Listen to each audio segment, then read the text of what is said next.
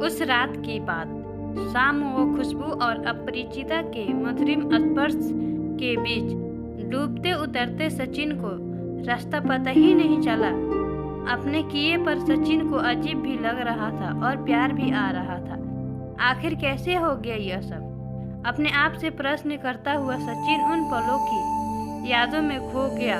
वह सोचने लगा, जो हुआ ठीक तो नहीं हुआ, पर गलती केवल उसकी तो नहीं थी, वह भी तो पूरी तरह शामिल थी। इनफैक्ट उसी ने तो पहल की थी।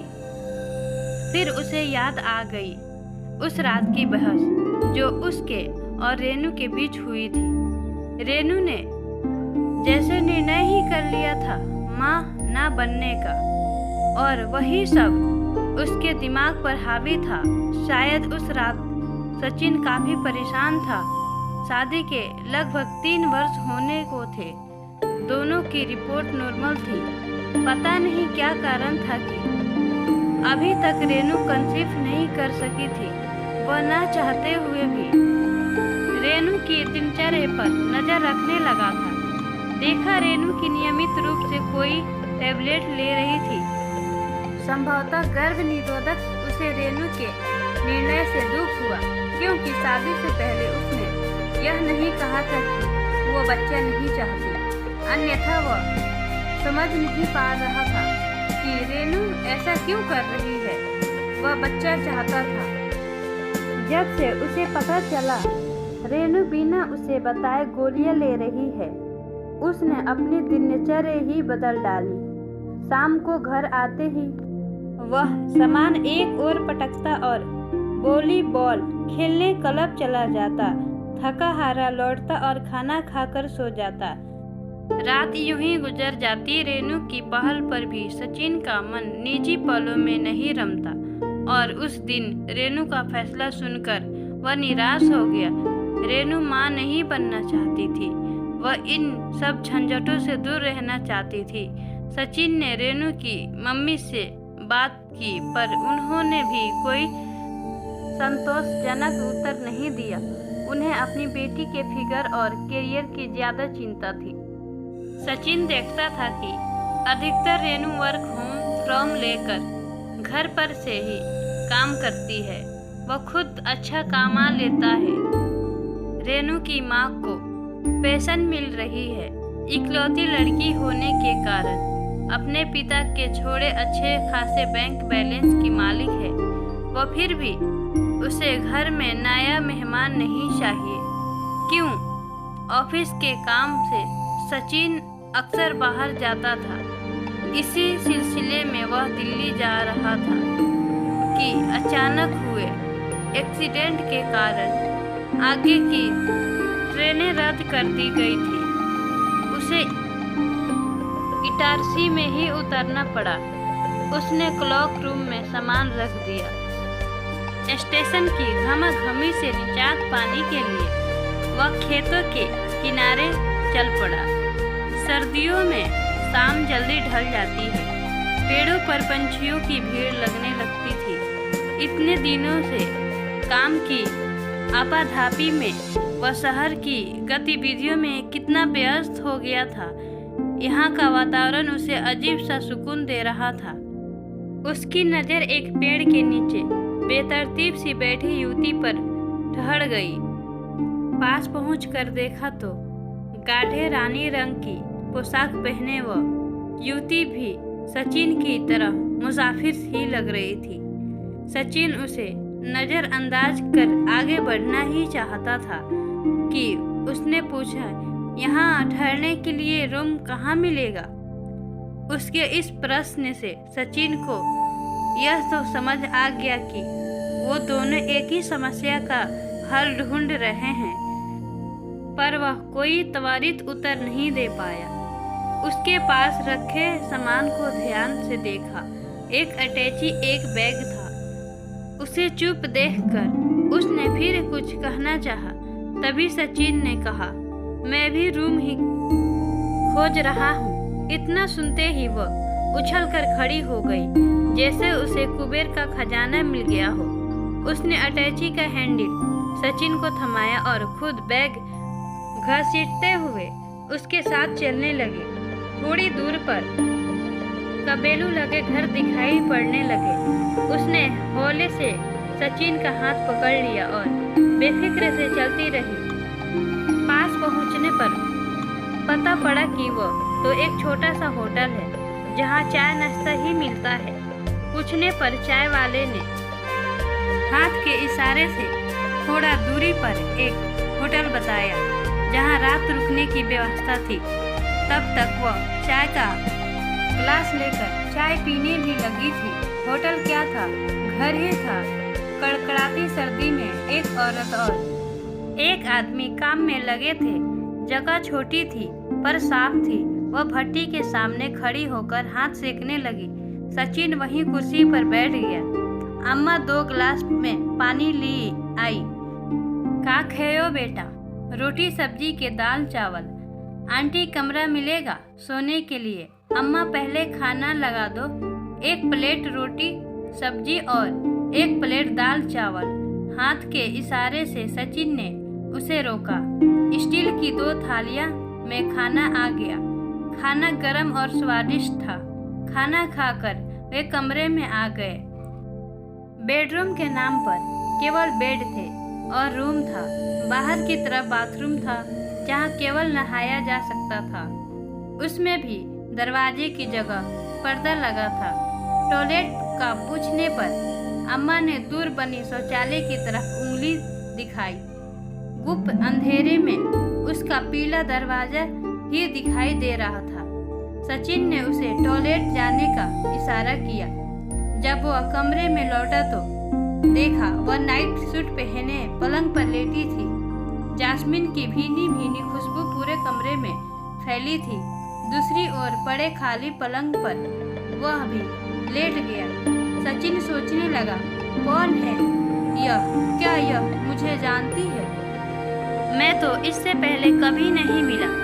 फिर इतनी बेतकल्लुफी से कैसे मेरे साथ सो सकती है? वह खुद से ही बातें कर रहा था।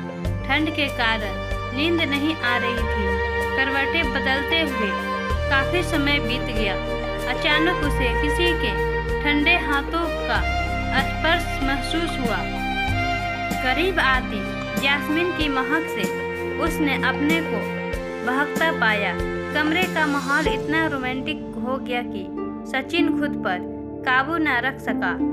फिर जो हुआ वह सचिन के जीवन की अमूल्य निधि बन गया।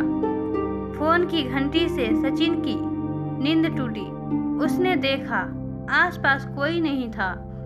फोन किसी अननोन लैंडलाइन नंबर से था। दूसरी ओर से स्वर उभरा, मिस्टर मल्होत्रा कहाँ हैं आप?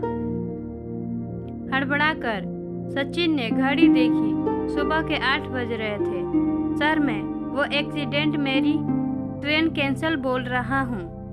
Mister Malhotra are you okay? जी सर, जल्द से जल्द आने की कोशिश कर रहा हूँ। यह कहते हुए सचिन ने खुद को संभाला। इधर उधर देखा, कोई भी नहीं था। शायद वह जा चुकी थी। उसने मेन रोड पर आकर टैक्सी ले ली। रास्ते भर वह उस रात के हसीन पलों का जोड़ घटाना करता रहा। थोड़ा अच्छा थोड़ा खराब, पर वह अजीब सी शांति महसूस कर रहा था।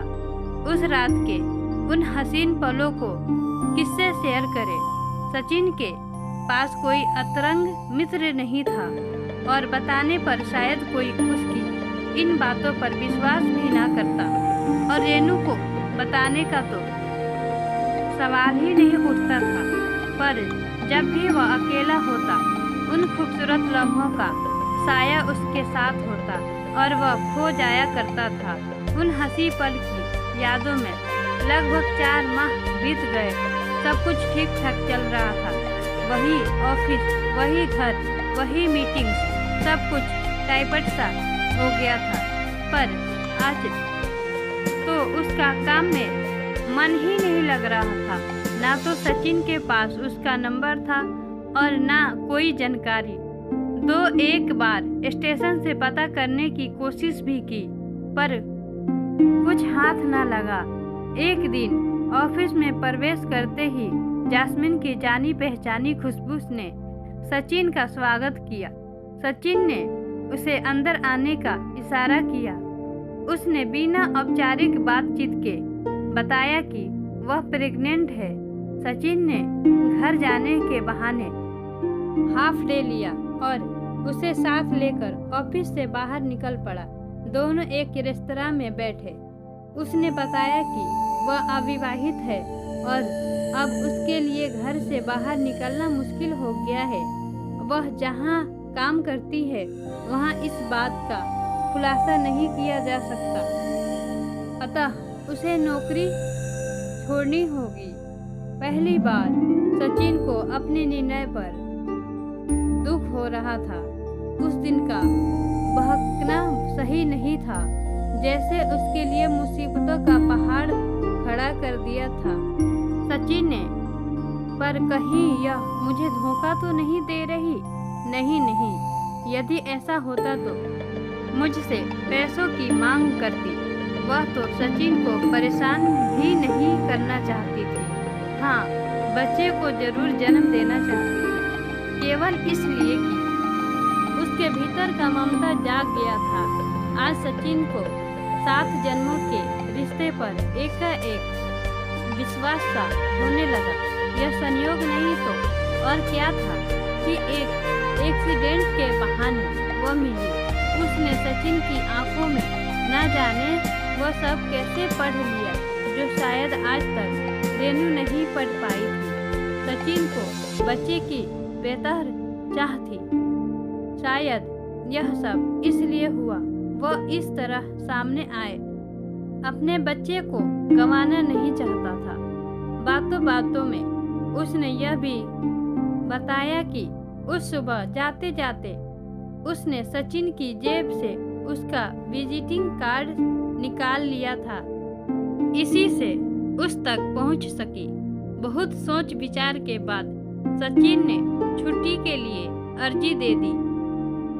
वह जैसी भी थी, जो भी सोचकर उसने सचिन से संबंध बनाए, पर उसने सचिन को ना तो कभी असमय फोन किया और ना अन्य किसी भी प्रकार का आग्रह। पता नहीं कैसे उसने इस कठिन परिस्थितियों में समय काटा होगा। एक बार उसे दूसरे शहर में घर दिलाने के बाद सचिन फिर दोबारा जा भी नहीं पाया।